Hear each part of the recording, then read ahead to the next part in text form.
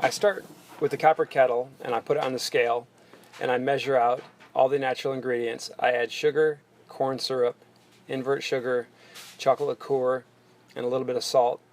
And then at that point I add the cream to it and I stir it up and then put it on the cooker.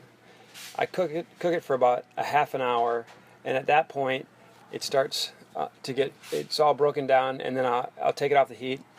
We roll it over to the marble table, and I make a metal frame around the table, and we pour the fudge into it to let it cool for about 10 minutes. And at that point, I'll take the bars off because it's not moving too fast, and I can kind of keep it on the table without it falling down if I move fast enough. And then I start off with this long paddle called a creamer, and what I'm doing during that process is I'm working it for about a half an hour, and I'm working it to cool it down and break down the grain of the sugar. And at that point it turns creamy and starts to set, and I'll switch to a small hand paddle and shape it into a loaf of fudge, which is about 20 pounds of fudge.